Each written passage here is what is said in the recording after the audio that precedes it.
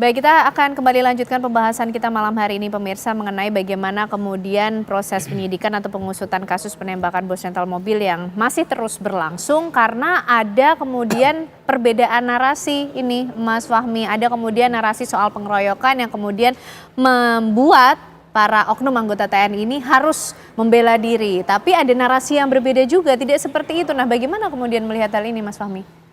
Ya memang ini soal persepsi ya, persepsi kalau kita lihat, ya saya memang sebenarnya juga agak menyayangkan ya statement itu muncul di awal ya, ya mungkin itu untuk meredam ini juga ya dari Pak Pangko Armada ya untuk meredam tekanan publik juga, tapi pernyataan awal bahwa itu adalah self defense ya, itu kan tentu pernyataan yang sebenarnya itu tidak harus di awal itu nanti karena itu membutuhkan klarifikasi lebih lanjut, butuh kronologi, butuh rekonstruksi dan segala macam kan, baru kita bisa simpulkan bahwa itu self defense gitu. Tapi karena itu sudah muncul di awal, akhirnya ada kontranya kan gitu, ada kontranya muncul soal pengeroyokan. Nah, ini nanti yang perlu diklarifikasi, diuji lebih lanjut gitu ya. Apakah ini self defense atau ini memang benar pengeroyokan, tapi kalau saya sih melihat ini soal pengendalian diri dalam penggunaan senjata api gitu ya. Terlepas dari kasus awalnya bahwa keputusan menunjukkan senjata api, kemudian keputusan untuk menggunakannya, melakukan penembakan itu kan keputusan yang eskalasi ya sebenarnya ya, berdasarkan eskalasi. Jadi ada pertama kalau soal menunjukkan senjata itu weapon effect ya, ada efek senjata di mana orang memang akan merasa lebih berani, mungkin lebih merasa lebih powerful juga ketika dia menunjukkan senjata. Nah, ternyata ini masih tidak mereda nih si katakanlah para yang menghubungi si prajurit ini ya, si pelaku ini tidak mereda sehingga kemudian dia memutuskan ya, ini yang sebenarnya fatal ya, ini yang menunjukkan yang disebut sebagai eskalasi komitmen gitu ya. Ini sudah salah awalnya ya, dia menunjukkan senjata api ini sudah merupakan sebuah keputusan yang salah. Dia lanjutkan keputusan yang salah itu dengan melakukan penembakan gitu. Itu eskalasi komitmen istilahnya. Nah, ini yang saya kira kalau dia tidak panik atau mengendalikan dirinya lebih baik, mungkin ya penembakan itu tidak langsung mengarah pada korban, tapi mungkin ada penembakan ke atas, ke objek lain, atau kemudian tembakan yang sekedar melumpuhkan. Tapi kan ini situasi dan kondisinya mungkin seperti itu ya, menegangkan begitu ya, sehingga ketika ketegangannya memuncak mereka memutuskan untuk melakukan penembakan. Nah, ini yang menurut saya perlu ya diperdalam gitu supaya jelas, supaya juga tidak ada perdebatan antara self defense dan pengeroyokan. Baik, gitu. Mungkin yang tahu pasti juga adalah Mas Agam ya. Mungkin kalau berkenan untuk bisa menceritakan apa yang pada saat itu terjadi. Kemudian karena ini kita bicara soal perspektif dan sudah dipanggil juga oleh Puspomal ya, Mas Agam. Apa saja kemudian yang coba diungkap atau ditanyakan ketika pemeriksaan itu? Ya, saya mau mengkoreksi pernyataan dari Pak Iskandar ya, bahwa si pelaku oknum ini kita sudah adanya kejar-kejaran di dalam tol itu dan kami menghampiri si pelaku ini dan membela diri begitu. Jadi awalnya itu sebelum terjadi tragedi KM 45 ini, bahwa si pelaku ini kami sudah bertemu di Saketi dan ayah saya pun sudah menginfokan bahwa ini mobil rental, dan ketika itu pelaku ini langsung menodongkan pistol. Jadi pelaku ini tahu bahwa mobil ini bermasalah, tapi dia mencoba untuk meloloskan diri begitu. Dan dan ketika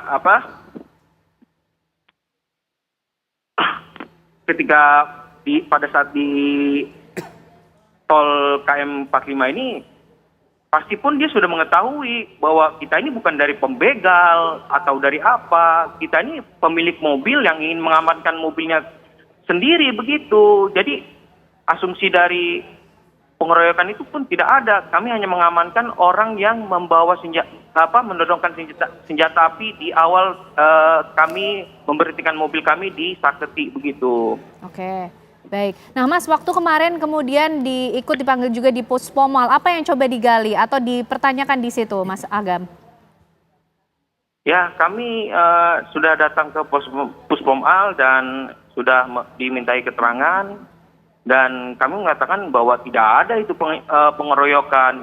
Yang ada kami hanya mengamankan mobil yang kami miliki.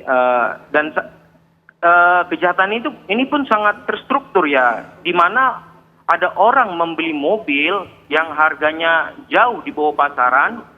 Yang dikatakan 40 juta itu. Dan transaksinya pun di malam hari. Dan tidak ada dalam tugas membawa senjata api. Ini sangat terstruktur sekali menurut saya begitu.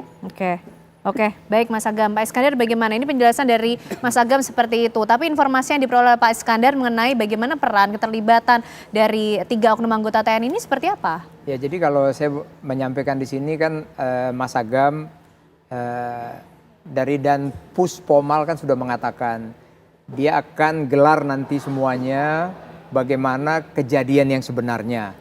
Tentunya ini tadi seperti Pak Fahmi juga, ini perspektifnya beda-beda.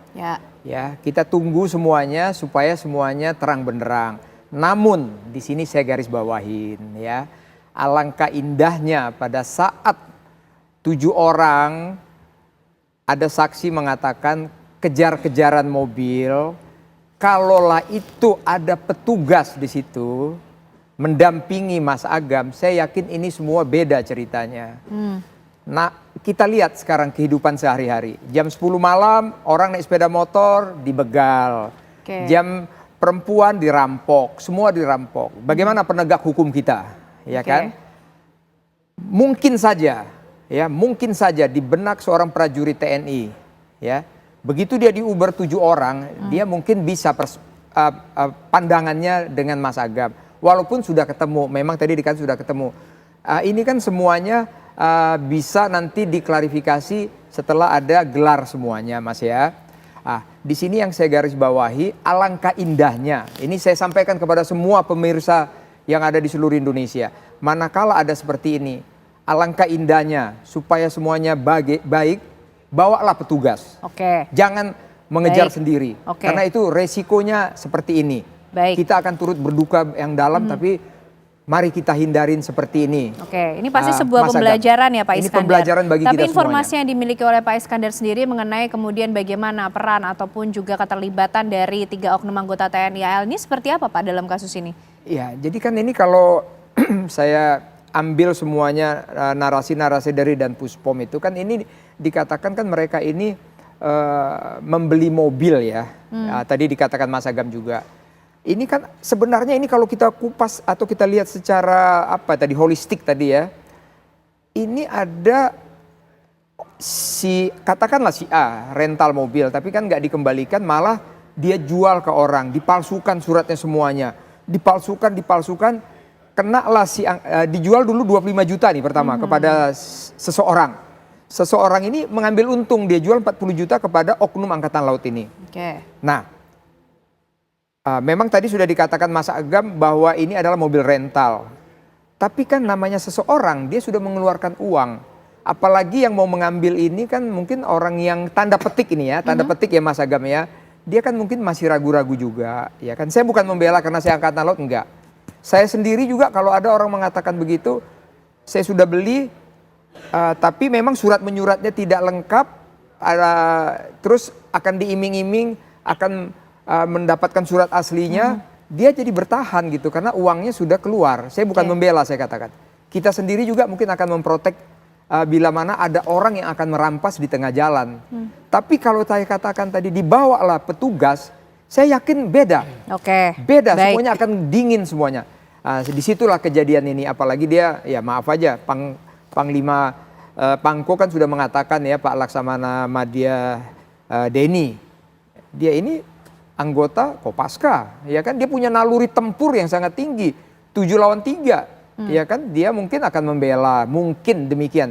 Tentunya nanti akan dilihat pada saat nanti di gelar dari Dan Puspom tadi. Ini Mas Dini, saya tidak ada membela apapun, saya hanya berada di tengah-tengah saja. Oke, tentunya nanti akan dilihat secara terang bagaimana sebenarnya kronologi peristiwa yang terjadi di tengah mungkin perbedaan perspektif, perbedaan narasi yang ada yang sejauh ini ada di tengah proses pengusutan kasus dan juga penyidikan. Nah, bagaimana pula kemudian LPSK ini Bu Susi mengambil peran dalam proses pengusutan kasus ini kepada 7 pemohon yang meminta perlindungan selama proses pengusutan kasus yang ada, termasuk juga mengenai ganti rugi, restitusi. Nanti dijawab Bu Susi, usai jeda pemirsa, kami kembali untuk Anda.